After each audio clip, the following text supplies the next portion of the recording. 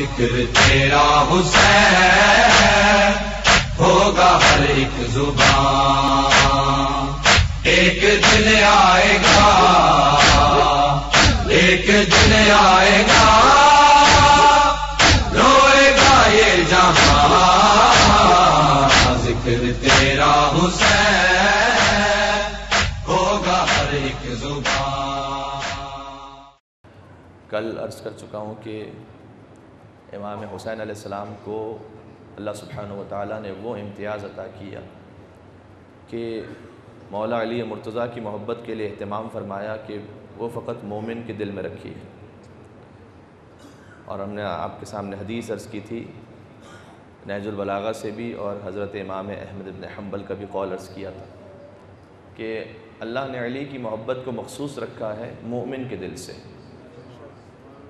مولا نے ارشاد فرمایا کہ اگر میں اپنی تلوار سے مومن کی ناک پر حملہ بھی کر دوں تاکہ وہ مجھ سے بغض رکھنے لگے تو ما ابغضنی، مومن کبھی علی سے بغض نہیں رکھ سکتا.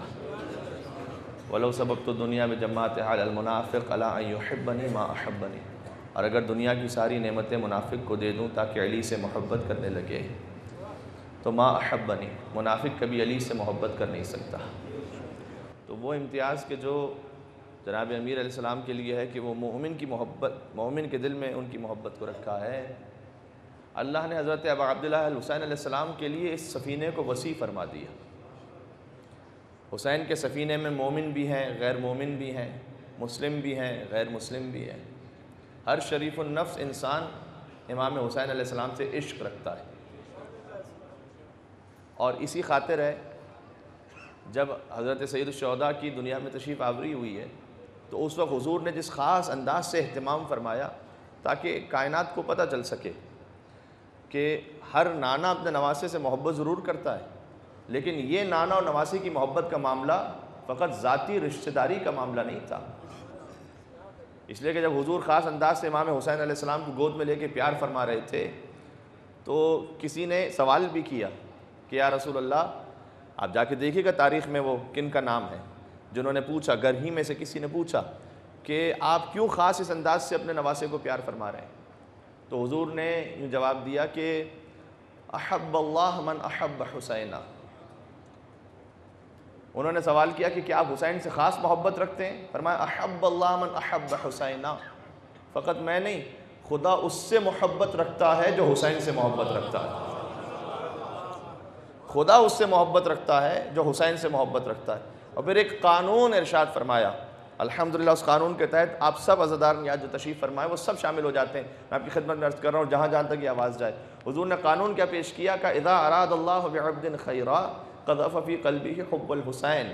یاد رکھو خدا جس کے ساتھ خیر کا ارادہ کرتا ہے اس کے دل میں حسین کی محبت کو ڈال دیتا ہے. ایک مل کے صلوات بیٹے محمد و آل محمد پر.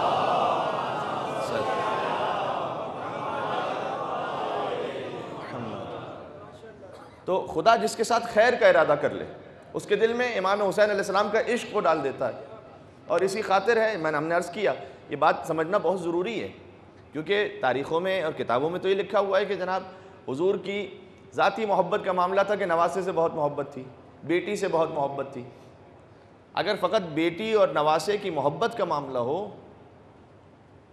حضور احترام میں کھڑے ہو جاتے ہیں اپنی بیٹی کے لیے.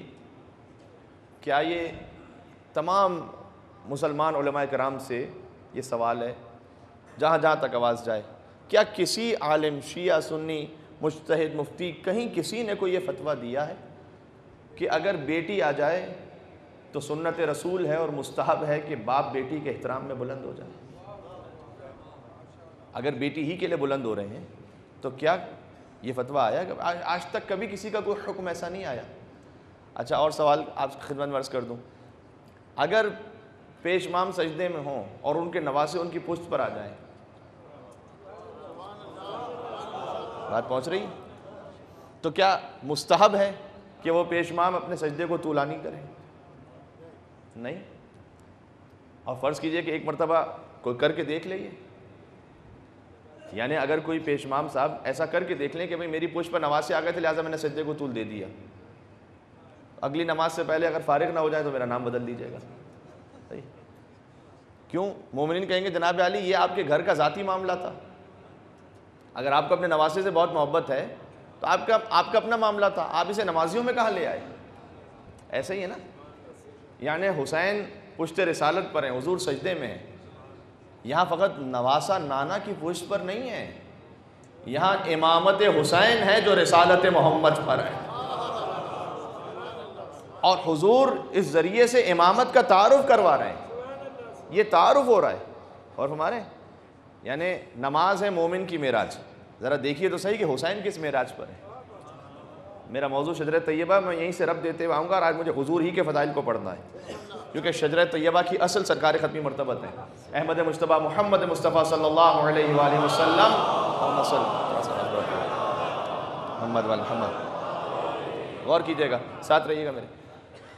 تو حضور نماز مومن کی معراج اور سجدہ ہے نماز کی معراج، اور جو صاحب معراج ہے وہ سجدے میں ہے۔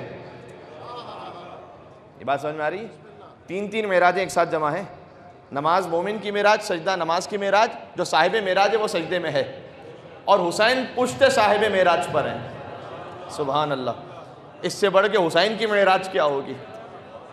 لہٰذا سر مبارک، بقول شاعر بہت خوبصورت کہا سر مبارک جھکا ہوا تھا، نماز سرور پڑھا رہے تھے، اور حضور آگے صحابہ پیچھے، وہ فرض اپنا نبھا رہے تھے۔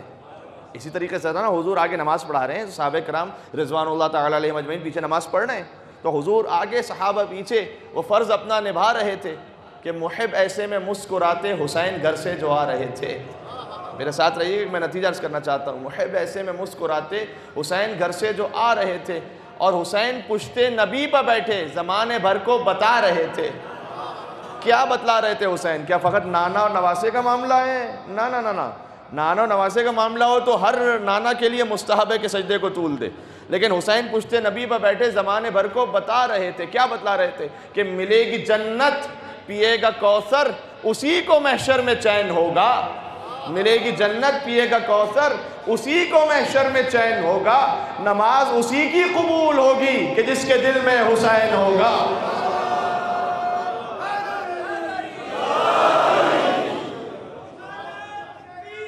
اللہ اکبر، یا رسول اللہ، ملک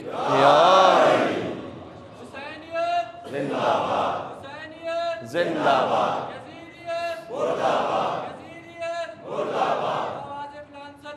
اللہم صلی علی محمد محمد۔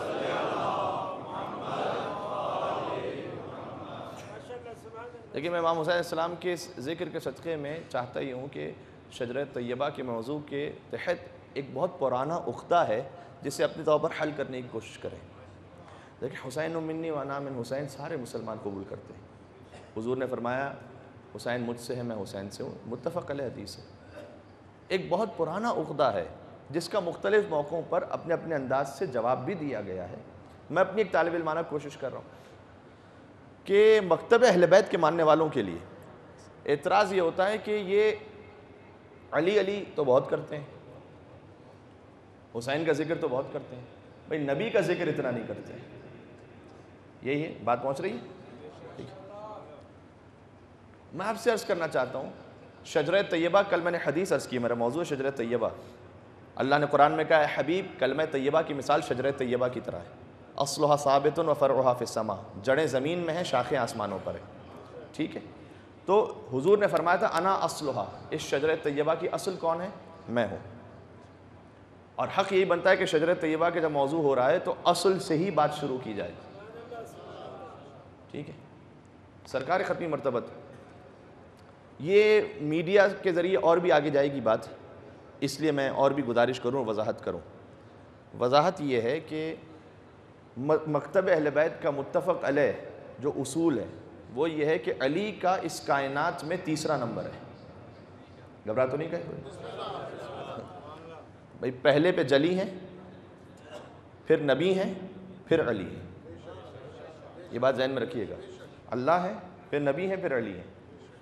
اگر کوئی نعوذ باللہ من ذالک اپنے آپ کو شیعہ کہتے ہوئے یہ کہے کہ علی کا مقام بلند ہو گیا اور وہ اسے نعوذ باللہ ربوبیت تک پہنچا دے، اس کا شیعہ سے کوئی تعلق نہیں ہے۔ بات واضح رہی ہے. تو اللہ ہے، پھر نبی ہے، پھر علی ہے. تو علی سے اس کائنات میں دو بڑے ہیں. بات پہنچ رہی ہے؟ علی سے اس کائنات میں دو بڑے ہیں. لیکن لطف کی بات یہ ہے کہ ان دونوں بڑوں نے یہ کہا ہے کہ جنت میں وہ جائے گا جس کے دل میں یہ چھوٹا ہوگا. بات پہنچ رہا ہے؟ یہ میں تو نہیں کہہ رہا، یہ تو کتاب المناقب خوارزمی کی کتاب ہے. اس میں انہوں نے مشہور معروف حدیث لکھی کہ اے علی، اگر کوئی 1000 برس کی زندگی پائے اور 1000 مرتبہ حج کر لے اور 1000 مرتبہ عمرہ کر لے اور 1000 مرتبہ کوہ عہد کے برابر سونا اور چاندی زکوٰۃ میں دے دے اور 1000 مرتبہ طواف کر لے اور 1000 مرتبہ صفا اور مروہ کے درمیان سعی کر لے، اور اے علی اگر تیری محبت نہ رکھتا ہو تو لم یشم رائحۃ الجنہ، جنت تو دور کی بات ہے، جنت کی خوشبو بھی نہیں سونگھ سکتا.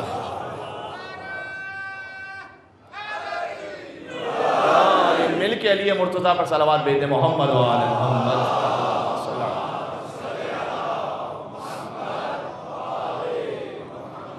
جی تو اب میں آنے لگا ہوں سرکار ختم مرتضیٰ کی ذات تک. یہ واضح ہو گیا.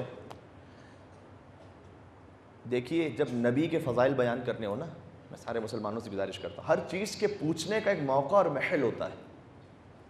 ہر چیز ہر ایک سے نہیں پوچھی جاتی. بھائی اگر لوہے کے بارے میں پوچھنا ہے تو لوہار سے پوچھو، سونار سے نہیں. سونے کے بارے میں پوچھنا ہے تو سونار سے پوچھو، بڑئی سے نہیں. ٹھیک ہے؟ اگر نبی کے فضائل کو پوچھنا ہے تو یا اللہ سے پوچھو یا علی سے پوچھو. کما حقہ فضائل. اس لیے کہ جناب سرکار ختم مرتضیٰ نے خود فرما دیا تھا کہ اے علی، اللہ کو کسی نے نہیں پہچانا سوائے میرے اور تیرے، اور مجھے کسی نے نہیں پہچانا کما حقہ سوائے اللہ کے اور تیرے، اور تجھے کسی نے نہیں پہچانا سوائے اللہ کے اور میرے. تو اگر اللہ سبحانہ و تعالیٰ سے پوچھنا ہے تو پھر پوچھو کہ نبی کے فضائل کیا ہیں، یا علی سے پوچھو.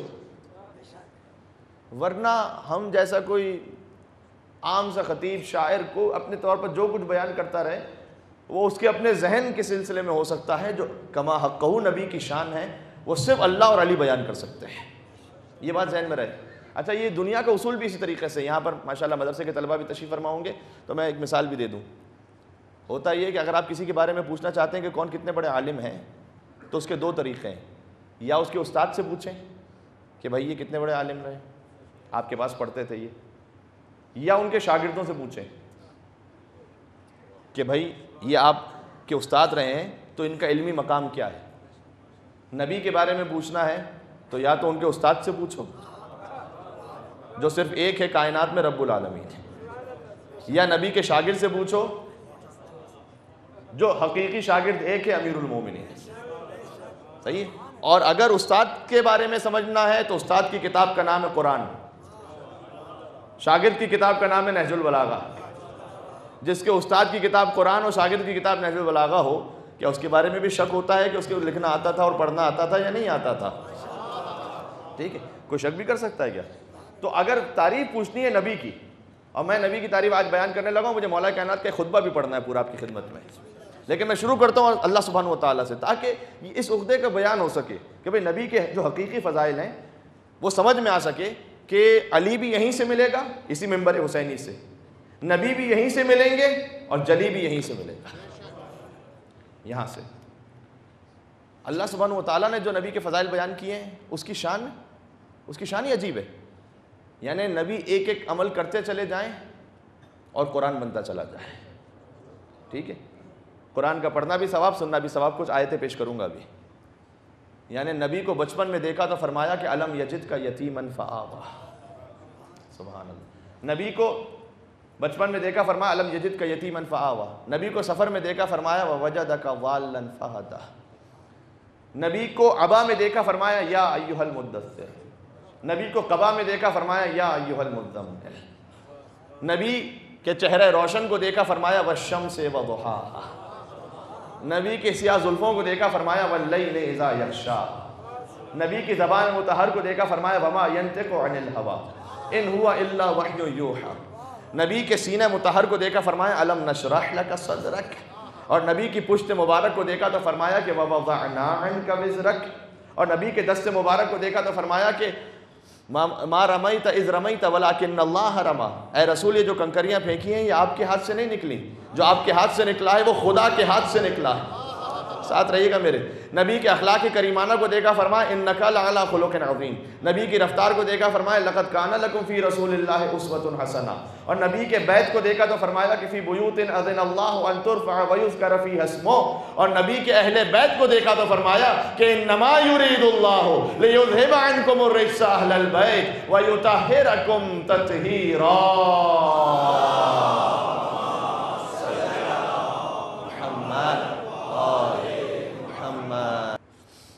بہار الانوار جلد نمبر 15 صفحہ نمبر 28 پہ جا کے دیکھیے گا۔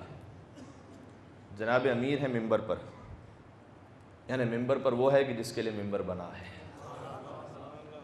اور علی کے لیے ممبر کسی عام انسان نے نہیں بنایا، غدیر میں خود محمد مصطفیٰ نے بنوایا ہے، خود بنوایا۔ تاریخ میں جا کے دیکھیے گا کہ جب غدیر کا خطبہ ارشاد فرمایا تو اصحاب کرام سے کہا کہ ممبر بناؤ، اور انہوں نے کہا یا رسول اللہ یہاں تو ممبر ہے نہیں، ہم ممبر کیسے بنا سکتے ہیں؟ تو حضور نے کہا میں بتاتا ہوں کیسے ممبر بنے گا، اور خاص علی کے لیے ممبر بنوایا، اونٹ کے پالان کا ممبر کاٹیا، ایک کے اوپر ایک ایک رکھ کے ممبر بنایا، ٹھیک ہے، اور اس کے بعد خطبہ ارشاد فرمایا۔ اچھا غدیر کب ہے؟ 18 ذی الحجہ کو ہے۔ وفات رسول کب ہے؟ 28 صفر ہے یا 12 ربیع الاول ہے، تقریباً 2 مہینے بعد ہے۔ تعجب کی بات نہیں ہے، میں اس ایک جملے میں چاہتا ہوں کہ تاریخ کو تھوڑا سا سمیٹ کر عرض کروں، تعجب کی بات نہیں ہے، جو 2 مہینے پہلے تک ممبر نہیں بنا سکتے تھے وہ 2 مہینے بعد صاحب ممبر بنانے چلے تھے، جنہیں ممبر بھی نہیں آتا تھا بنانے، حضور نے بنایا ممبر، کہ ایسے بناؤ ممبر۔ اچھا ممبر بنایا اور ممبر بنوانے کے بعد توڑوا بھی دیا، خطبہ ارشاد فرمایا اور اس کے بعد ممبر توڑوا دیا۔ اب غدیر تو میرا موضوع ہے نہیں کہ میں غدیر کا خطبہ آپ کو سناؤں، یا رسول اللہ یہ ممبر بنایا کیوں، توڑوایا کیوں؟ حضرت قبلہ علامہ طالب جوہری صاحب حفظہ اللہ وہ یوں فرماتے ہیں، کہتے ہیں اصل میں نبی نے ممبر بنایا اور توڑوایا، اس کی وجہ یہ ہے کہ نبی نے اعلان کر دیا کہ دیکھو خلافت کے ممبر پر کوئی بیٹھ جائے، ولایت کے ممبر پر یا میں بیٹھوں گا یا علی بیٹھے گا، ٹھیک ہے۔ اور یہ جو ولایت کا ممبر ہے علامہ ڈاکٹر طاہر القادری صاحب، ان کی ایک پوری کتاب ہے اس پر۔ میں کسی شخصیت کے لیے یہ نہیں کہنا چاہتا کہ ہم ہر چیز کو مذہب تشیع کے اعتبار سے انڈورس کرنا چاہ رہے ہیں، نہیں، لیکن جو جس نے لکھا ہے اس کو بیان کر دینا چاہیے۔ ان کی کتاب ہے پوری، اور کتاب کا نام ہے کہ السیف الجلی علی منکر ولایت علی، کاری تلوار کس پر؟ علی منکر ولایت علی، جو علی کی ولایت کا منکر ہے اس پر کاری تلوار۔ اور انٹرنیٹ پر کتاب موجود ہے، جا کے دیکھ لیجئے گا۔ اس کتاب کی تمہید میں انہوں نے یہ لکھا ہے کہ میں اس برس، جب کتاب وہ لکھ رہے تھے، میں اس برس 51 ایئرس کا ہو گیا ہوں، تو میں نے علی سے عددی برکت کو حاصل کرنے کے لیے اس کتاب میں 51 ان حدیثوں کو جمع کیا ہے جس میں نبی نے علی کی ولایت کا ذکر کیا ہے۔ 51 حدیثیں انہوں نے لکھی۔ ولایت کا جو معاملہ ہے وہ بلا فصل ہے امیر المومنین رسول اللہ کے ساتھ۔ ہاں ٹھیک ہے، یہ ولایت سیاسی کا جو معاملہ تھا اس میں ایک اختلاف ہو گیا، لیکن جو ولایت تکوینی اور ولایت روحانی کا معاملہ ہے اس میں تو انہوں نے خود وضاحت فرمائی، 51 حدیثیں لکھی۔ اور ان سے ایک منسوب ایک اور بات بھی ہے، جب ان سے کسی نے، جب یہ کتاب لکھ چکے تو منسوب ان سے یہ کہ کسی نے ان سے پوچھا کہ آپ سنی ہیں کیا؟ کہا جی الحمدللہ سنی ہوں۔ کہا پھر بھی علی علی کرتے ہیں؟ ان سے پوچھا سنی ہے آپ؟ کہا 100%۔ کہا پھر بھی علی علی کرتے ہیں؟ کہا 100%۔ کہا علی اور باقی اصحاب میں فرق ہے؟ کہا 100%۔ بات پہنچ رہی ہے یا نہیں؟ صحیح۔ تو اچھا اہل سنت سے 100%، علی علی کرتے ہیں پھر بھی 100%، علی اور باقی اصحاب میں فرق ہے 100%۔ کیا فرق ہے؟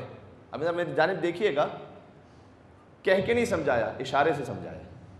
علی اور باقی اصحاب میں کیا فرق ہے؟ کیا بقیہ کو خلافت ملی ہے ایسے اور علی کو خلافت ملی ہے ایسے؟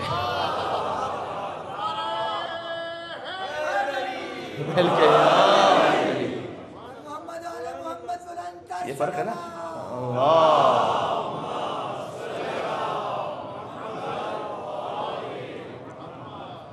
تو یہ فرق ہے نا، بالکل فرق ہے۔ اچھا اس کا مطلب یہ ہے اگر حقیقت میں پوچھنا ہے کہ نبی کی شان کیا ہے تو آئیے در علی مرتضیٰ پر۔ ایک نبی کی شان یہ بھی ہے کہ ہر ایک کا اپنا اپنا مقام احترام ہے کہ جناب حلیمہ سعدیہ تھیں، ان کی بکریاں تھیں، بکری آگے آگے چلتی تھی، محمد پیچھے پیچھے دوڑتے تھے. بھئی یہ نبی کی سیرت کی کوئی صورت نہیں ہے. جو نبی کی سیرت ہے وہ پوچھنی ہو تو علی مرتضیٰ سے آئے، ان سے پوچھیں. اچھا ممبر پر وہ موجود ہے، میں نے عرض کیا جملہ، علی مرتضیٰ موجود ہے. کسی نے سوال کر لیا، ریفرنس میں نے دے دیا، بہار الانوار جلد نمبر 15 صفحہ نمبر 28 پہ جا کے دیکھیے گا. شان مصطفیٰ کے لیے سوال کر لیا اور جناب امیر نے بولنا شروع کیا. سناؤں خطبہ مولا کائنات کا؟ جزاک اللہ. ایک صلوات کا سہارا دے دیں تو میں آگے سناتا ہوں.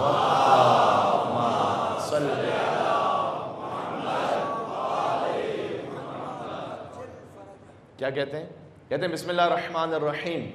کان اللہ. اب تھوڑا سا خطبہ سنانا ہے مجھے، میرے ساتھ رہیے گا. کان اللہ. اچھا عربی اتنی آسان ہے، آپ پڑھے لکھے شہر میں یا تشریف فرما ہیں، اتنے علماء کو سنتے رہتے ہیں. کوشش کیجئے گا کہ اگر عربی ہی میں کچھ بات وصول ہو جائے تو اس کا زیادہ لطف آپ محسوس کر پائیں گے، کیونکہ ترجمے میں شامل تو آخر میں سب کو کریں گے، لیکن جو امام کا کلام ہے وہ کلام الامام ہوا کرتا ہے. جو امام کا کلام ہے وہ سارے کلاموں کا امام ہے. تو جو امام کے کلام کا لطف ہے وہ ترجمے میں نہیں ہے. بسم اللہ الرحمن الرحیم. کان اللہ ولا شیء معہ. ٹھیک ہے، پہلے جملے کا ترجمہ سنا دوں خالی ابھی، کہ خدا تھا ولا شیء معہ، اور کچھ نہیں تھا. ٹھیک ہے، کان اللہ، وہاں سے شروع کیا ہے شان مصطفیٰ کو بیان کرنا. کان اللہ ولا شیء معہ فاول ما خلق اللہ نور حبیبہ محمد صلی اللہ علیہ وآلہ وسلم. اللہم صلی علی محمد وآل محمد قبل خلق الماء والعرش والکرسی واللوح والقلم والجنة والنار والملائکة وآدم وحوا ب24 و400 ألف عام.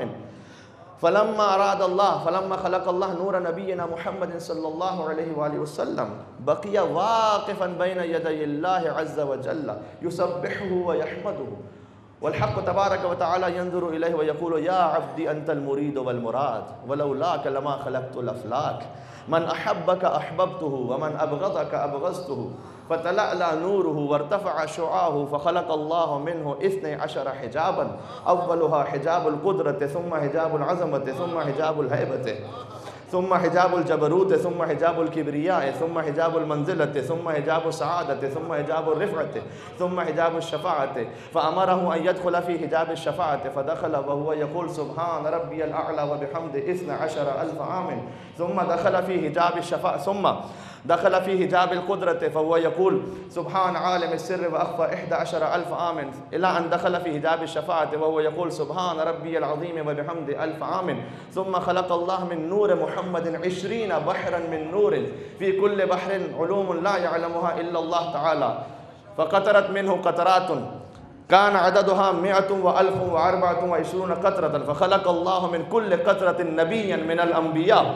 فلما تكاملت الأنوار صارت تطوف حول نور محمد صلى الله عليه وآله وسلم كما تطوف الحجاج حول بيت الله الحرام. ثم خلق من نور محمد جوهرة فقسمها إلى قسمين، ونظر إلى القسم الأول بعين الهيبة فصار معا عزما، ونظر إلى القسم الثاني بعين الشفقة. فخلق من نور العرش الكرسي، فخلق من نور العرش اللوح، فخلق من نور اللوح القلم.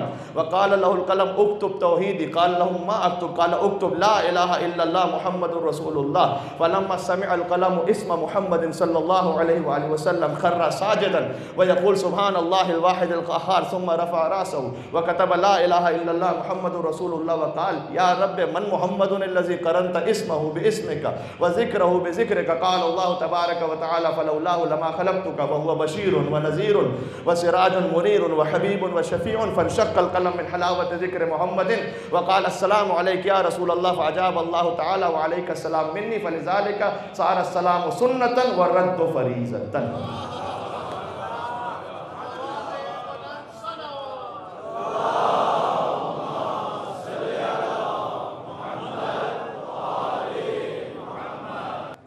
حق یہ ہے کہ جن کے ذریعے سے یہ خطبہ پہنچا ہے یعنی علی مرتضیٰ علیہ السلام، ان کی شان پر ایک مل کے صلوات بھیج دیں. محمد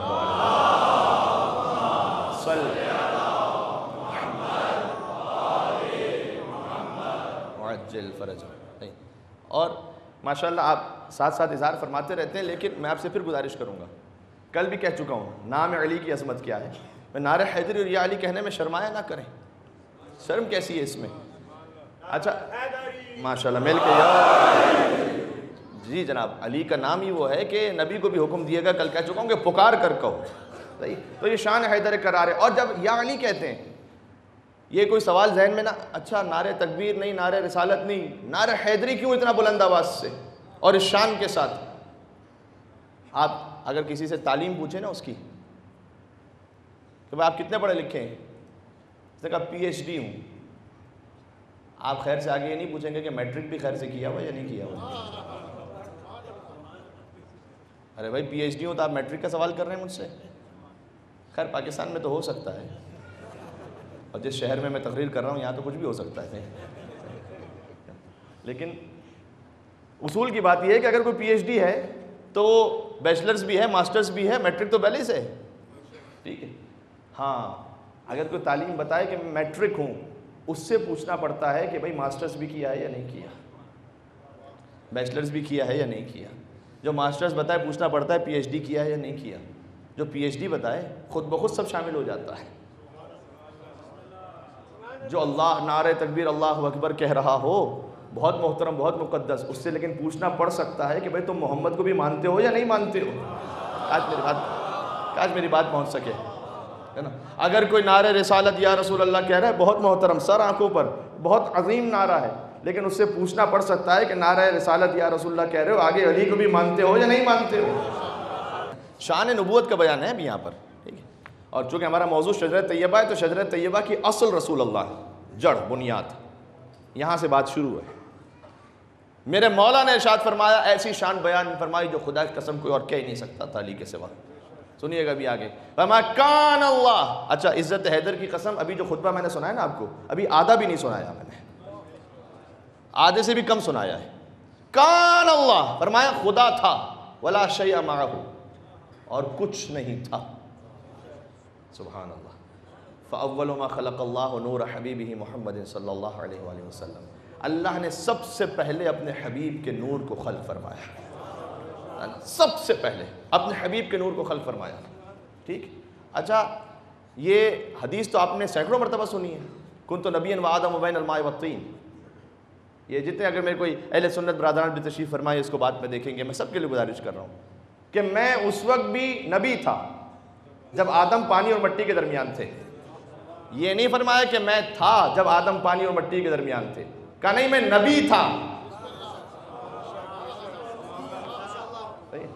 بھائی 20 سال پہلے میں تھا لیکن مولانا نہیں تھا، کسی کا ہونا اور ہے، اس کا عہدہ اور ہے۔ یہ نہیں کہا کہ میں تھا، نہیں میں نبی تھا، ٹھیک؟ اچھا یہ فقط ہمارے ہاں جو کتابیں ہیں اس میں تو 9 ریفرنسز جو میرے ذہن میں برادران اہل سنت کی کتاب سے 2 کم از کم سنا دیتا ہوں تلے، تاکہ آپ تک بات پہنچ جائے۔ ایک تو آغا طبرانی نے المعجم میں لکھا ہے، الفاظ تھوڑے سے مختلف ہیں۔ جب ان سے کسی نے پوچھا، صحابی رسول انہوں نے نبی سے پوچھا، آغا طبرانی لکھتے ہیں کہ متى کتبت نبیا، آپ کی نبوت کب سے شروع ہوئی؟ فرمایا وآدم بین الروح والجسد، جب آدم روح اور جسد کے درمیان تھے۔ ان کے ہاں یہ جملہ ہے، امام احمد بن حنبل نے لکھا ہے دوسرا والا المسند میں، ٹھیک؟ تو حضور مولا کائنات ہے کہ سب سے پہلے اللہ نے ہمارے نبی کے نور کو خلق کیا، اور یہاں الحمدللہ ہوتا ہوگا اہتمام، میں تو شہر میں آپ کا مہمان ہوں، کہ اسی خاطر ہے کہ عید میلاد النبی وہ بڑے شان سے آپ کو منانی چاہیے، آپ اہتمام کیا کیجئے، اس لیے کہ عید میلاد النبی بنتی ہی وہ ہے کہ جو اہل بیت علیہ السلام کے چاہنے والے اسے شان سے منائیں۔ کیوں؟ دلیل دوں کیوں؟ اس لیے کہ ولادت کے وقت انہیں نبی آپ کے سوا کوئی اور ماننے والا ہی نہیں ہے۔ عید میلاد النبی کی ترکیب تو دیکھیں ذرا، نبی کی ولادت کا دن، وہ نبی کی آپ ہی نبی مانتے ہیں نا انہیں ولادت کے موقع پر، بقیہ تو 40 سال کے بعد مان رہے ہیں، آپ وہ ہیں جو ابھی مان رہے ہیں، ٹھیک ہے؟ تو آپ ہی کو منانی چاہیے۔ اب اس سے مجھے کوئی فرق ہی نہیں پڑتا، ابھی آگے سناتا ہوں۔ نبی کے نور کا سب سے پہلے خلق کیا کتنا پہلے؟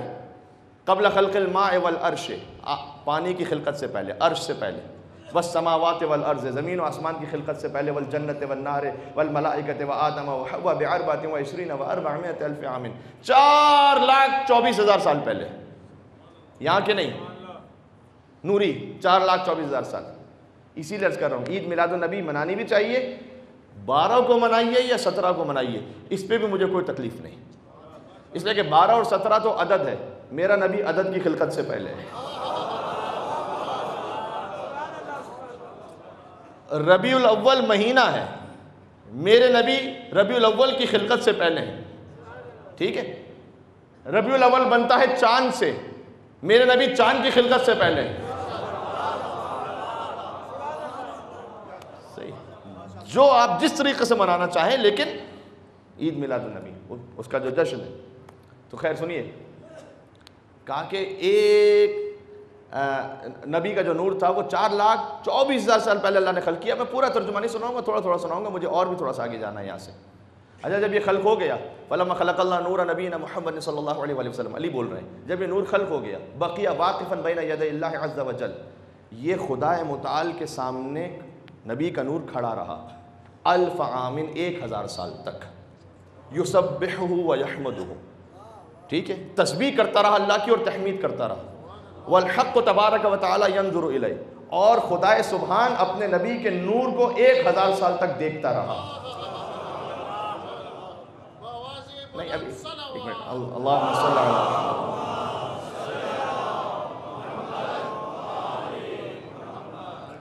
تو خدا کا نور دیکھ رہا تھا اور نبی 1000 سال تک اللہ کی تسبیح اور تحمید کرتے رہے۔ تو وہ دیکھ رہا ہے، والحق تبارک و تعالی ینظر الیہ، حق دیکھ رہا تھا اور نبی کا نور عبادت کر رہا تھا۔ ابھی منظر آپ ذرا سا تصور کر سکیں، میں ایک نتیجہ دوں گا، ہلکا سا نتیجہ۔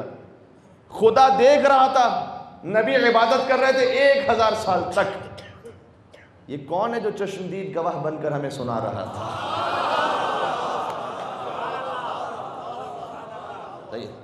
وہاں کی باتیں تو وہی کر سکتا ہے جسے وہاں کے حالات کی خبر ہو، تو وہی شان نبی ایسے بیان کر سکتا ہے نا جی۔ اچھا، 1000 سال تک جب نبی کا نور عبادت کرتا رہا تو خدا سبحان نے کہا کہ یا عبدی، اے میرے بندے، انت المرید والمراد، تو مرید بھی ہے تو مراد بھی ہے۔ لولاک لما خلقت الافلاک، اس میں باتیں رہ گئی، مرید و مراد میں آگے بڑھوں گا۔ لولاک لما خلقت الافلاک، اے رسول آپ نہ ہوتے تو میں اس کائنات کو خلق ہی نہ کرتا۔ من احبک، خدا نے اصول دیا، من احبک احببتو، جو آپ سے محبت رکھے احببتو، میں اس سے محبت رکھتا ہوں۔ ومن ابغضک ابغضتو، جو آپ سے بغض رکھے میں اس سے بغض رکھتا ہوں۔ جب نبی نے براہ راست بلا فصل اپنے فضائل خود اللہ سے سنے، فطلع نورہ، وہ نور اور روشن ہوا ہے نا، وارتفع شعاعہ، اس کی شعائیں اور بلند ہوئیں، اور جب وہ اتنی بلند ہو گئیں کہ فلخلق اللہ من نور نبی 12 حجابا، اللہ نے اپنے نبی کے نور سے 12 حجابوں کو خلق فرمایا۔ اس کی تفصیل ہے الگ کہ 12 حجابوں کو خلق کیسے فرمایا۔ اولها حجاب القدرت، ثم حجاب العظمت، ثم حجاب الہیبت، ثم حجاب الجبروت، ثم حجاب الکبریاء۔ یہ اللہ ایک ایک حجاب کو خلق کرتا رہا۔ جب 12 حجاب نبی کے نور سے خلق ہو گئے، فَأَمَرَهُ أَن يَدْخُلَ فِي حجاب الشفاعت، اللہ نے حکم دیا کہ اے نبی، جو سب سے پہلے قدرت کا حجاب تھا آپ اس میں داخل ہو جائیے۔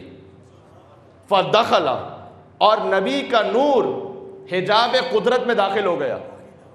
وَقَالَ سُبْحَانَ رَبِّيَ الْأَعْلَى وَبِحَمْدِهِ، اس مفہوم کا ذکر ہے، نبی کا نور سبحان ربی الاعلیٰ وبحمدہ پڑھتا رہا 12,000 عام، 12,000 سال تک۔ اچھا، حضور کا نور پھر داخل ہوتا رہا، اس تفصیل کو بھی کبھی اور اس کا بیان کریں گے۔ حجاب قدرت میں داخل ہوا، پھر حجاب عظمت میں داخل ہوا، الگ الگ ذکر موجود ہیں، بحار الانوار علامہ مجلسی کی کتاب ہے، اس میں جا کے دیکھیے گا۔ اچھا، ہر حجاب میں 1,000 سال کم ہوتا رہا، پہلے حجاب میں 12,000 سال، پھر 11,000 سال، پھر 10,000 سال، پھر 9,000 سال، آخری حجاب شفاعت۔ اللہ نے حکم دیا اپنے نبی کو کہ حجاب شفاعت میں داخل ہو جائیے۔ نبی کا نور حجاب شفاعت میں داخل ہوا اور کہہ رہا تھا سبحان اللہ العظیم 1000 عام، 1000 سال تک نبی کا نور یہ ذکر کرتا رہا۔ جب یہ سارے ذکر ہو گئے، فخلق اللہ من نور نبی 20 بحرا من نور، پھر اللہ نے اپنے نبی ہی کے نور کے ذریعے سے 20 سمندروں، نور کے سمندروں کو خلق فرمایا۔ 20 بحرا من نور، ان سمندروں کی تفصیل اپنے مقام پر۔ پھر نبی کو حکم دیا کہ وہ ایک ایک سمندر میں داخل ہوں، نور کا سمندر۔ اچھا، 20 تو نہیں سناؤں گا، سب کو ملا کر ایک جملہ خود مولا کائنات نے کہا یہ جو ہر سمندر تھا نا نور کا، فی کل بحر علوم لا یعلمها الا اللہ تعالی، ہر سمندر میں ایسے ایسے علم چھپے ہوئے تھے جنہیں اللہ کے سوا اور کوئی نہیں جانتا تھا۔ سبحان اللہ. جی نبی کا نور داخل ہوا 20 ایسے سمندروں میں. اچھا جب سمندر میں آپ داخل ہوتے سمندر سے باہر نکلتے ہیں کیا ہوتا ہے؟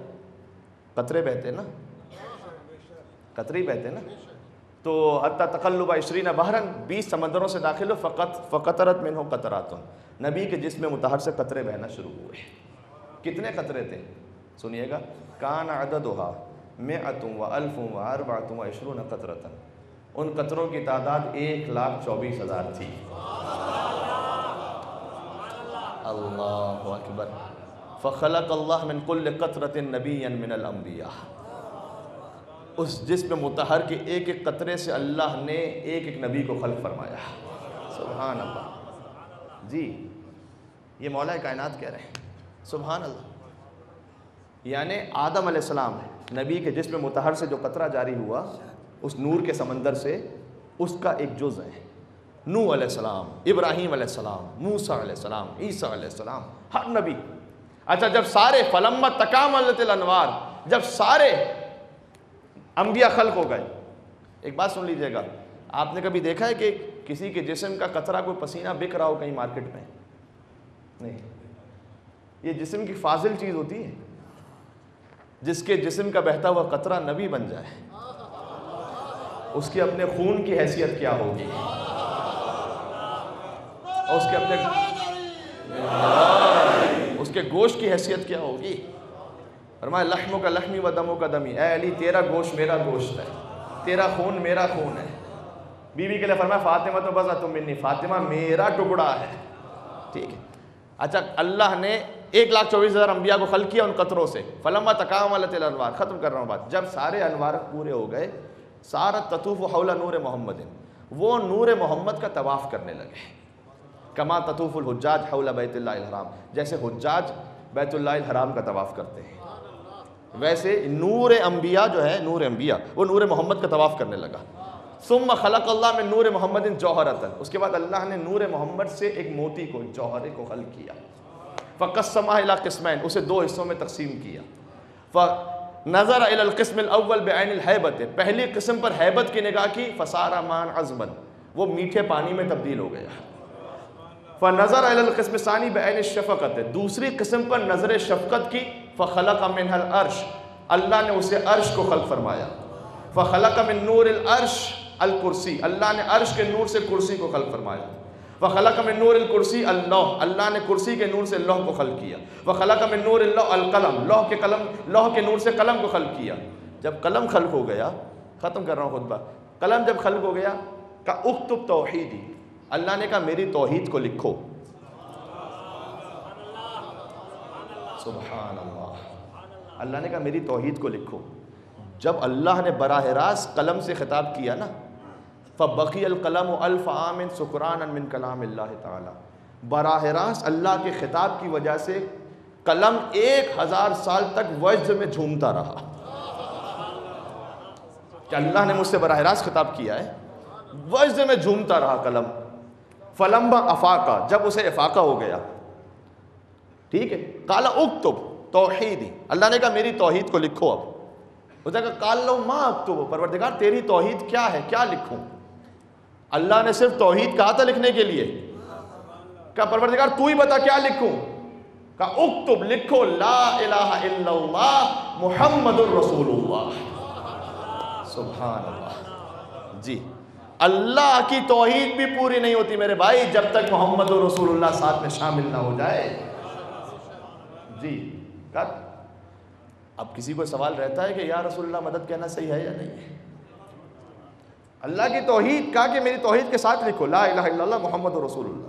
فلما سمع القلم اسم محمد, جب حضور کا نام سنا قلم نے خر ساجدا, سجدے میں چلا گیا اور کہا سبحان اللہ الواحد القہار, پروردگار تیری ذاتی واحد ہے, تو ہی قہار ہے.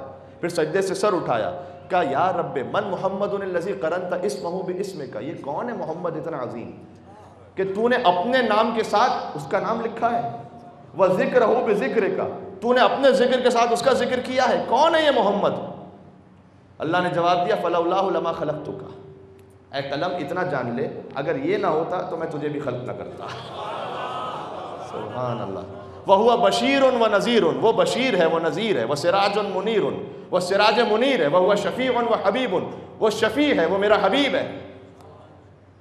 آپ تو یہاں جس طرح سے رہتے ہیں، ہو سکتا ہے کہ آپ کا ظاہر ہے کہ مختلف زراعتوں کے لیے زمینوں پر ادھر ادھر آنا جانا لگا رہتا ہو، اور آپ مجھ سے زیادہ بہتر سمجھ سکیں گے اس بات کو۔ جیسے ہی قلم نے حضور کے فضائل کو سنا، کس سے؟ اللہ سے۔ جب کسی شے میں بہت زیادہ مٹھاس ہو جائے تو کیا ہوتا ہے؟ اگر شوگر کین میں بہت زیادہ مٹھاس ہو جائے تو کیا ہوگا؟ پھٹ جائے گا۔ واٹر میلن میں بہت زیادہ مٹھاس ہو جائے تو کیا ہوگا؟ پھٹ جائے گا۔ فانشق القلم من حلاوت ذکر محمد، نبی کے ذکر کی حلاوت اتنی تھی کہ قلم شق ہو گیا۔ فانشق القلم، قلم شق ہو گیا، اور اس نے کہا السلام علیک یا رسول اللہ۔ قلم نے شق ہوتے ہوئے کہا السلام علیک یا رسول اللہ، فاجاب اللہ تعالی، اللہ نے جواب دیا۔ سلام رسول کو کیا تھا، جواب اللہ نے دیا۔ وعلیک السلام منی، اے قلم تجھ پر بھی میری جانب سے سلام ہو۔ اچھا، اب قلم نے سلام کیا، اللہ نے جواب دیا۔ اب شرعی مسئلہ ہے نا ذہن میں، سلام کرنا کیا ہے؟ مستحب، جواب دینا کیا ہے؟ واجب۔ مولا کائنات نے کہا آگے کا فَلِأَجْلِ ذَلِكَ صَارَ السَّلَامُ سُنَّةً وَالرَّدُّ فَرِيضَةً، فرمایا اسی خاطر ہے، قلم نے سلام کیا تھا، اللہ نے جواب دیا تھا، لہذا سلام کرنا مستحب ہو گیا، جواب دینا واجب ہو گیا۔ بات پہنچ رہی؟ یہ شان مصطفی، خدا کی قسم علی اور اولاد علی کے سوا کوئی بیان کر ہی نہیں سکتا۔ یہ اسی لیے تو ہم کہتے ہیں، یہ ہمیں خبر ہے کہ نعت نبی کہاں پڑھنی ہے اور نعت علی کہاں پڑھنی ہے۔ نعت نبی بھی پوچھنی ہے تو علی والوں سے پوچھیے، وہ صحیح بیان فرمائیں گے، جو اور وہ بھی کہاں سے، خود سے کوئی نہیں بیان کر سکتا، وہ علی مرتضیٰ ہی بیان فرمائیں گے۔ وہ عظیم نبی، شجر طیبہ کا ذکر مکمل نہیں ہوگا جب تک میں اس ہستی کے ساتھ میں ذکر نہ کروں۔ وہ عظیم نبی، خدا کے بعد جو سب سے بڑا ہے، ٹھیک ہے، بعد از خدا بزرگ تو ہی قصہ مختصر، قول شاعر خدا کے بعد جو سب سے بڑا ہے ابو طالب کی گودی کا پلا ہے۔ اللہ نے اس عظیم نبی کے لیے کس گود کا اہتمام فرمایا؟ ابو طالب علیہ السلام کی گود کا۔ اس کے بعد مجھے کچھ کہنا ہی نہیں ہے، کوئی کیا کہے، ایمان والا کہے، کیسا کہے، اتنے عظیم نبی کو کس کے حوالے کیا؟ آغوش ابو طالب کے حوالے کیا۔ اسلام کا پہلا جلسہ ہی خانہ ابو طالب میں ہوا ہے میرے بھائی۔ اے پروردگار، مکہ میں تو تیرا اپنا گھر بھی ہے، وہاں جلسہ کیوں نہیں ہوتا دعوت ذو العشیرہ کا؟ کیوں ابو طالب علیہ السلام کے گھر کا اہتمام ہوا؟ کہ بات یہ ہے کہ کچھ ناقبت اندیش ایسے تھے جنہوں نے خانہ خدا میں بت رکھ دیے تھے، اور جہاں بت رکھے ہوں وہاں توحید کا جلسہ نہیں ہو سکتا۔ نتیجہ پہنچ گیا، پتہ چلا رحمان کے گھر بت تھے، عمران کے گھر بت نہیں تھے۔ ابو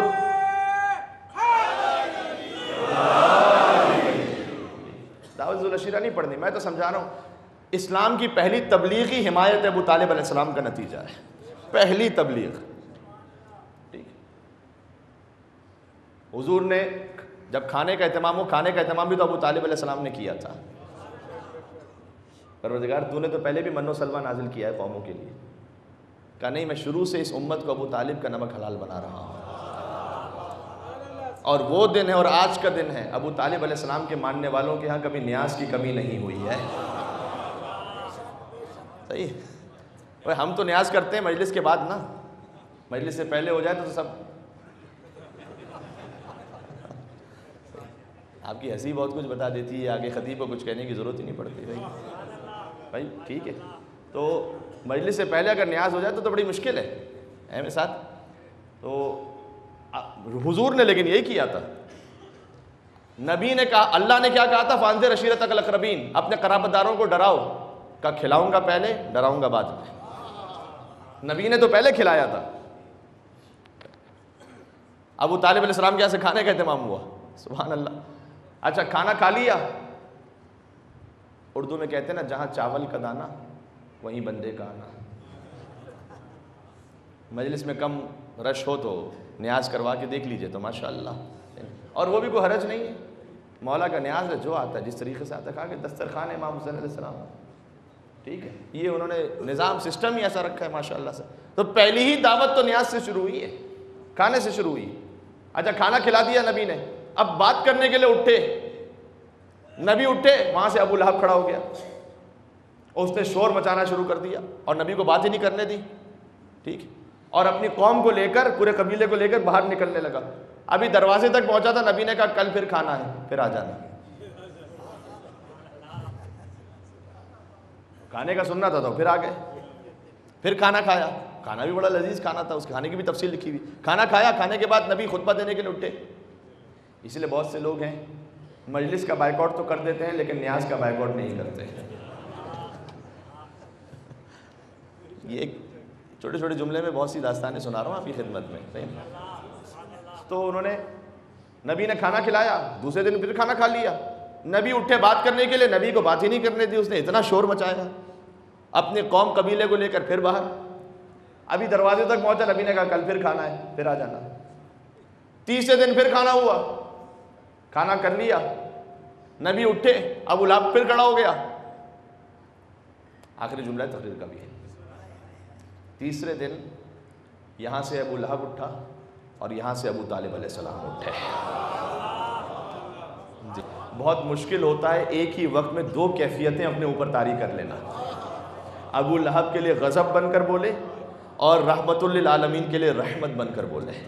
یا سیدی و یا مولایا، اے میرے سردار، اے میرے مولا. اگلا جملہ کہوں، اے میرے سردار، اے میرے مولا، بلغ ما انزل الیک من ربک، آپ پہنچا دیجئے اسے جو آپ کے رب کی جانب سے نازل ہوا ہے. سبحان اللہ. بھئی آیے بلغ یاد آ گئی یا نہیں آئی؟ جی پروردگار جب کوئی تیرے نبی کی حمایت کرنے والا نہیں تھا تو ابو طالب علیہ السلام نے حمایت کی. الجزاء الاحسان الا الاحسان، احسان کا بدلہ سوا احسان کے کچھ اور ہو سکتا ہے؟ کہ نہیں، ابو طالب علیہ السلام نے حمایت کی تھی چند لوگوں میں. مجھے سردار اور مولا کہا تھا جب کوئی مجھے مولا کہنے والا نہیں تھا. احسان کا حق اس وقت ادا ہوگا کہ جب 1.25 لاکھ کے مجمع میں نبی نے علی ابو طالب کے بیٹے کو بلند کر کے کہا من کنت مولا فہذا علی مولا. یہ کیسے ہو سکتا ہے؟ اگر علی سے عشق حقیقی ہے بھئی تو پھر کل عرض کر دیا، زبان جب نعرہ حیدری یا علی کہتی ہے، اب دیکھتا ہوں اس پہ کون داد دیتا ہے آگے جا کے. یہ تو مشکل مرحلہ ہوتا ہے نا. جب زبان یا علی کہتی ہے تو پھر ہاتھ بھی تو ایسے ہوں کہ پتہ چلے علی کے ماننے والے کے ہاتھ ہیں. صحیح، کان بھی ایسے ہوں کہ پتہ چلے علی کے ماننے والے کے کان ہیں. اور وہ اتنے کریم اتنے کریم ہیں، یقین فرمائیے گا وہ اتنے کریم اتنے کریم. اگر کسی کے ذہن میں یہ خیال آئے کہ مولانا میری زندگی تو اب گزر گئی، اللہ جانے اگر میں گناہ شمار بھی کرنا چاہوں تو شمار نہیں کر سکتا، اب زندگی میں اتنے غلط کام کر لیے. ہوتا ہے کبھی ایسا؟ نہیں، نا امید نہ ہو. کیوں نا امید نہ ہو؟ میں بہت بڑے عالم ہیں رجال کے، بہت بڑے عالم، آغا امام مقانی ان کا نام ہے، ان کی کتاب ہے رجال پر، اس میں انہوں نے اس بات کو لکھا ہے. کہا چھٹے امام کا ایک چاہنے والا تھا لیکن شیطان بہکا دیتا تھا، نفس کے دھوکے میں آ کر ام الخبائث شراب وہ پی لیتا تھا. ٹھیک، نفس بہکا دیتا تھا امام کا ویسے جانے والا، امام کی محفل میں آ کے بیٹھنے والا. جب گناہ کر کے آتا تھا امام کے سامنے تو بڑا شرمندہ ہوتا تھا، نظر جھکائے رکھتا تھا. اچھا امام ہے ستار العیوب کے نمائندے، جیسے وہ ستار العیوب ہے نا، امام بھی عیب چھپانے والے ہیں. کاش ہم اور آپ بھی ایسے بن جائیں. کسی کی کوئی خبر ملے کوئی آگے نہ پہنچائیں، اس کو کیوں پہنچانا چاہتے ہیں؟ حدیث میں جو دنیا میں کسی کا ایک عیب چھپا لے گا اللہ قیامت میں اس کے 70 عیب چھپا لے گا. ٹھیک، بھائی کا بھائی کو، دوست کا دوست کو، باپ نہیں، اس طرح سے نہ کریں. تو امام علیہ السلام کچھ کہتے نہیں تھے، اس کا عیب چھپا ہوا تھا. ایک دن اس نے شراب پی ہوئی تھی، مدینہ کی گلی سے جا رہا تھا، سامنے سے امام آ رہے تھے. ابھی تو بڑا مشکل مرحلہ ہے. کہہ رہا ہے کہ امام سامنے سے آ رہے ہیں تو میں اس حالت میں ہوں، میں کیسے امام سے سلام کروں، کیسے بات کروں. امام سے چھپنے کے لیے ایک چھوٹی سی گلی جا رہی تھی، اس میں چلا گیا وہ، جیسے کہ تجاہل عارفانہ جسے کہتے ہیں. امام کو دیکھا ہی نہ ہو، چھپ کے چلا گیا اندر کہ امام چلے جائیں گے تو میں آگے گزر جاؤں گا. جیسے وہ بند گلی آگے دیکھا، جیسے داخل ہوا دیکھا گلی آگے سے بند ہے. جیسے ہی آگے سے گلی بند، گھوما تاکہ میں باہر نکل جاؤں. دیکھا امام اسی گلی میں داخل ہوئے. اللہ اکبر. مصلحت خدا ہوتی ہے کبھی. آگے سے گلی بند, امام داخل ہوئے. یہ حاصل مجلس پیغام ہے. فضائل بھی ضروری ہیں, پیغام بھی ضروری ہے. امام داخل ہوئے. اس نے اب بھی یہ شو کیا کہ جیسے میں نے امام کو نہیں دیکھا, کیونکہ شرم آ رہی تھی نا بہت. تو یہ دیوار کی طرف رخ کر کے کھڑا ہو گیا اور روایت میں اپنا کمر بند ٹھیک کرنے لگا. آج کے زمانے میں کو اپنا بیلٹ ٹھیک کرنے لگا, جیسے امام کو نہیں دیکھا. سبحان اللہ, کیا کہنا فرزند زہرا کا. امام قریب آئے, قریب آئے, قریب آئے, اس کے شانے پر ہاتھ رکھا امام نے اور ایک جملہ فرمایا, اس کا جسم کانپ رہا ہے, اب میں کیا کروں امام سے, میں تو اس حالت میں ہوں, نجاست کے عالم میں ہوں میں. امام نے کہا اے شخص اتنا یاد رکھ, تو کتنا ہی بڑا گناہگار کیوں نہ ہو, ہم اہل بیت سے کبھی منہ مت موڑو. اللہ اکبر. کہ تو کتنا ہی بڑا گناہگار ہو جائے, دیکھ ہم سے منہ موڑ کے نہ جانا, اس لیے کہ اگر تو ہم سے منہ موڑ کر چلا گیا تو یہ اس سے زیادہ بڑا گناہ ہوگا. لہذا تو ہم کیسے بھی ہیں, مولا ہم سب کو کے بارے میں مولا جانتے ہیں کون کس طرح سے. یہ ان کا کرم ہے, اس نے آپ کے عیب مجھ سے چھپا کے رکھے ہیں, اللہ نے میرے عیب آپ سے چھپا کے رکھے ہیں. حدیث میں آیا ہے کہ اگر تمہارے عیوب کا علم, تمہارے گناہوں کا علم تمہارے والدین کو ہو جائے تو میں آگ کر کے گھر سے باہر نکال دیں. اگر تمہارے دوستوں کو ہو جائے تو میں سلام بھی نہ کریں. ٹھیک ہے, اللہ نے چھپا کے کرم ہے اس کا. لیکن پھر فرمایا کہ دیکھو کیسے ہی گناہ ہو گیا نا, آنا پھر اسی در پر, معافی یہیں سے ملے گی, نجات یہیں سے ملے گی. دائے قسم میں کیا عرض کروں آپ سے, مصائب سے پہلے ایک جملہ اور سنیے گا. کبھی کبھی ایسے نجات ملتی ہے, تعجب کرتا ہے انسان, تعجب کرتا ہے. آغا علی گندابی کا واقعہ ہے, ہمدان کا رہنے والا تھا اور علاقے میں بد کردار, کچھ بدماش طریقے سے مشہور تھا. یہ آغوش رحمت کتاب میں یہ واقعہ لکھا ہوا ہے. ایک بزرگ عالم دین تھے, مجلس پڑھ کے واپس آ رہے تھے. اس کا جو گاؤں دیہات تھا اس میں 4 دیواری تھی. رات کا وقت ہو گیا تھا, محرم کا واقعہ ہے, آدھی رات کا وقت ہو گیا تھا. عالم پہنچے, انہوں نے دیکھا سارے دروازے بند ہیں, اب گاؤں میں کیسے داخل ہوں. دق الباب کیا تو یہ علی گندابی جس کا کردار بہت برا تھا, یہ گھوم رہا تھا گلیوں میں. اس نے آ کے دروازہ کھولا, وہ عالم سامنے سے گھبرا گئے, یہ تو بہت ہی بدماش ہے, کیا اس کا سامنا کریں. اور اس نے بھی اریٹیٹ کرنے کے لیے, تنگ کرنے کے لیے وہ بھی دروازے پہ کھڑا ہو گیا. اس نے کہا جی مولوی صاحب کہاں سے آ رہے ہیں. اب انہوں نے کہا میں مجلس پڑھ کے آ رہا ہوں. کہا اچھا تو ذرا ہمیں بھی تو سنائیں کیا پڑھا آپ نے. ابھی عالم کہہ رہے ہیں کہ ابھی کوئی امام بارگاہ ہو, کوئی موقع ہو. کہا نہیں نہیں اسی وقت سنائیں ورنہ تو میں جانے نہیں دوں گا اندر. وہ عالم کہتے ہیں میں آخر میں, اور کوئی موقع نہیں تھا میرے پاس, کوئی اور یعنی کوئی اور عذر نہیں تھا, میں نے اس کو مجلس سنائی. اس میں جیسی مجلس میں نے خود بخود زبان پر غازی ابوالفضل عباس علیہ السلام کے مصائب کا ذکر آ گیا, یہ ذکر آیا. اور ایک مرتبہ ایسا اس کا دل منقلب ہوا, وہ جو کردار کا اچھا نہیں تھا, عباس کے مصائب پر زار و قطار رونے لگا, روتا جاتا تھا, روتا جاتا تھا, روتا جاتا تھا. ایسی توفیق ملی, یہ واقعہ دیکھیے گا, ایسی توفیق ملی اس زمانے میں, سب کچھ چھوڑ چھاڑ کر پہنچا مولا کے حرم کربلا معلیٰ. وہاں پہنچا, وہاں زیارت کی, کچھ دن رہا, اس کے بعد گیا نجف اشرف. اس نے کہا مجھے واپس ہی نہیں جانا, میں یہاں فقیرانہ زندگی گزاروں گا علی کے در پر فقیر بن کر. وہیں رہ گیا. آیت اللہ مرزا شیرازی ہو جاتے مرجع تقلید, جنہوں نے تمباکو کا بڑا مشہور فتویٰ دیا تھا, وہ والے مرجع تقلید. وہ نماز پڑھایا کرتے تھے مولا علی کے حرم میں. یہ ان کے پیچھے نماز پڑھنے لگا. مغرب کی نماز ابھی ختم ہوئی تھی کہ آغا مرزا شیرازی کو خبر دی گئی کہ ایک بہت بڑے عالم ہے نجف میں, ان کا انتقال ہو گیا ہے, لہٰذا غسل و کفن نماز جنازہ کے لیے اہتمام کریں. انہوں نے اس عالم کے لیے حکم دیا مولا علی کے حرم میں ایک جگہ, کہا یہاں قبر تیار کر لو اس بزرگ عالم کے لیے, عشاء کی نماز کے بعد ابھی تدفین کرتے ہیں. قبر تیار ہو گئی, انہوں نے عشاء کی نماز پوری کی. عشاء کی نماز پوری ہوئی, وہ صاحبان پھر سے آئے. 200 سال پرانی بات ہے نا, اتنا میڈیکل سائنس تو آگے نہیں تھی. انہوں نے آگے کہا نہیں جناب غلط فہمی ہو گئی تھی, وہ کوما میں گئے تھے, ابھی وہ زندہ ہیں. پھر سے ہوش آ گیا انہیں, ان کا انتقال نہیں ہوا. ابھی یہ بات چیت ہو رہی تھی کہ وہ علی گندابی جو پیچھے نماز پڑھتا تھا، حرکت قلب رکی، مر گیا۔ سبحان اللہ۔ آیت اللہ میرز شیرازی نے کہا یہ علی نے خاص اہتمام فرمایا ہے اس کی قبر کے لیے، ویسے یہ مر جاتا تو ہم کبھی بھی یہاں دفن نہ کرتے، لیکن یہ قبر خالی ہے اور ایک میت ہے، یہ علی نے اہتمام کیا ہے۔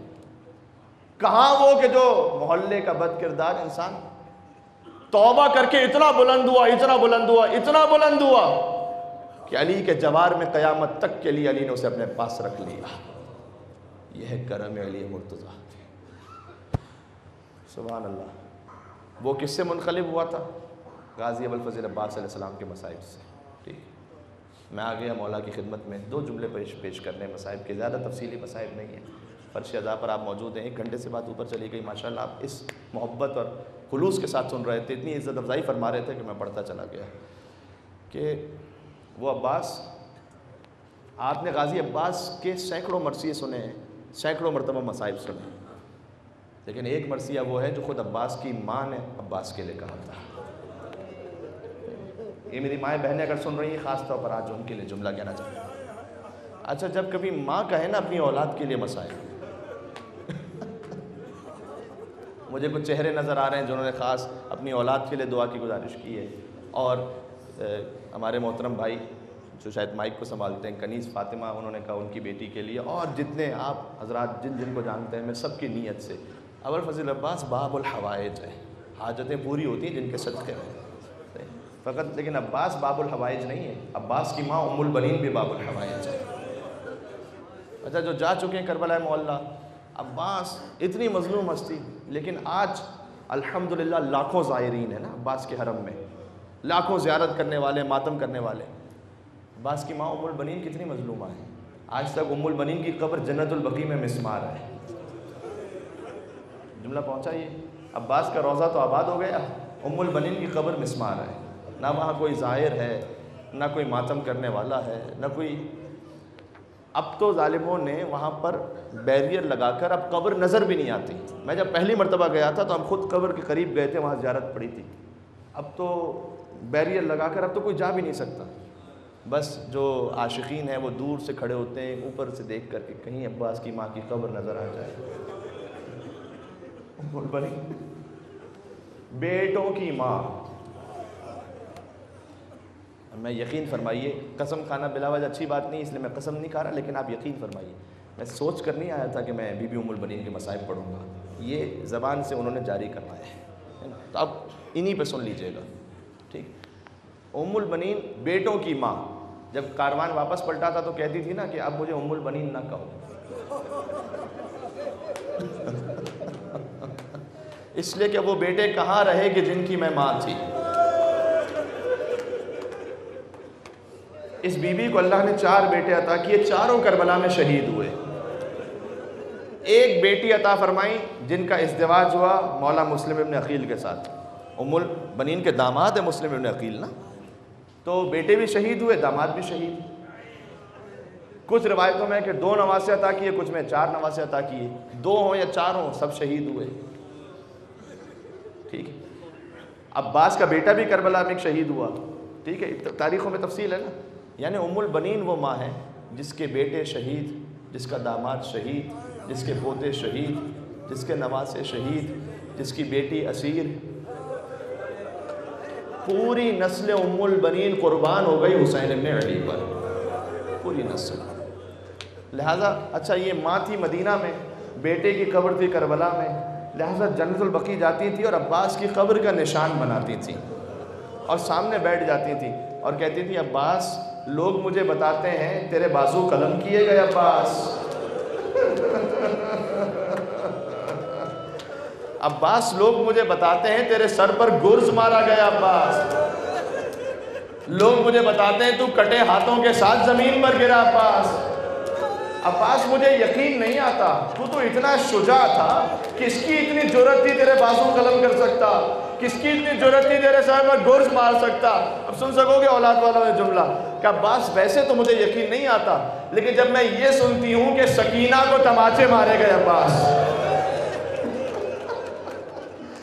جب میں یہ سنتی ہوں کہ عابد بیمار کو ہتھکڑیاں پہنائی گئیں، اور سب سے بڑھ کر عباس جب میں سنتی ہوں کسی نے زینب کی چادر چھین لی تو مجھے یقین آ جاتا ہے، اس لیے کہ اگر تو زندہ ہوتا کسی کی جرأت نہ ہوتی کہ سکینہ کو تماشے مار سکتا، تو زندہ ہوتا کسی کی جرأت نہ ہوتی زینب کی چادر چھین سکتا۔ یہ ہے عباس، یہ ہے عباس۔ اور یقین فرمائیے گا کہ علامہ علی نقی نقن صاحب نے اس جملے کو لکھا ہے، عباس سقائے حرم ہے نا، باب الحوائج ہے، لیکن عباس شہید ہو گئے، ان کے بعد حسین بھی شہید ہو گئے، جو شہید ہوتا گیا حوض کوثر پر سیراب ہوتا گیا۔ کہتے ہیں ہر شہید کی حد عطش بتا سکتا ہوں کون کب تک پیاسا رہا، لیکن کوئی مجھ سے یہ پوچھ لے کہ حسین کی سکینہ کب تک پیاسی رہی،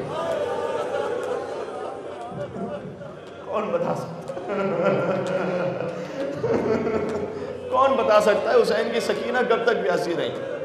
اگر سکینہ پیاسی نہ ہوتی تو راہ کوفہ میں سوال آپ کیوں کرتی؟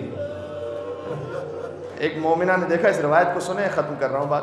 مومنہ نے دیکھا کہ ایک معصوم بچی ہے جس کے چہرے پر تماچوں کے نشان نظر آ رہے ہیں، اور وہ بچی کہتی ہے کہ بھوبی اماں کیا اب بھی مجھے پانی نہیں مل سکتا؟ سبحان اللہ، حسین کے غم میں روئیں رولائیں یا رونے جیسی شکل بنائے، اللہ ثواب عطا کرتا۔ جو نہیں رو سکے کم از کم رونے جیسی شکل ضرور بنا لیجیے گا۔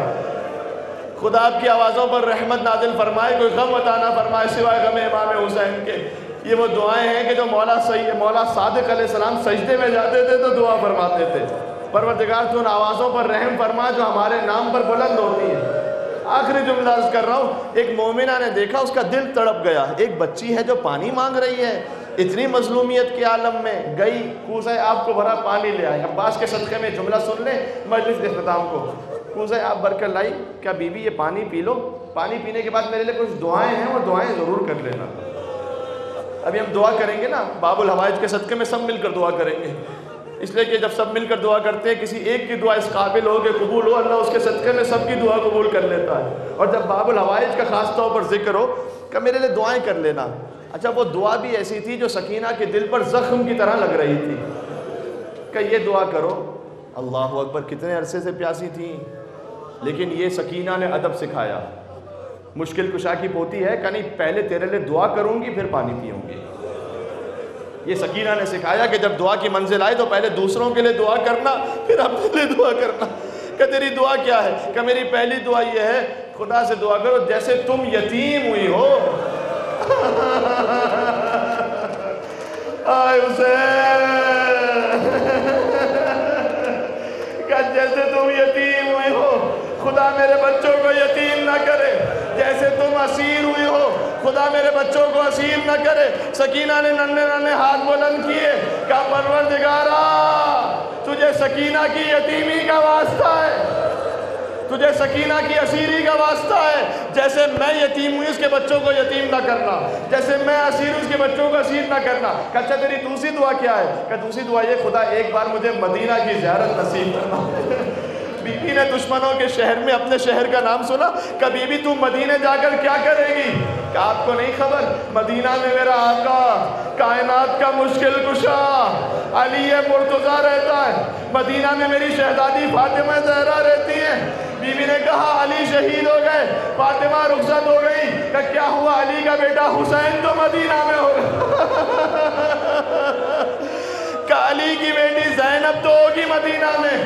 بی بی نے ایک سوال کیا کہ اچھا اتنا بتا اپنی شہزادی کو دیکھے گی تو پہچان لے گی؟ کہ میں نے تو اتنے سال زیارت کی ہے، میں کیسے نہ پہچانوں گی؟ اب ضبط نہ ہو سکا، بی بی نے اپنے چہرے سے بالوں کو ہٹایا، کہ اے ام حبیبہ، اے ام حبیبہ تو نے کہاں پہچانا؟ میں تیری شہزادی زینب قیدی بن کر آ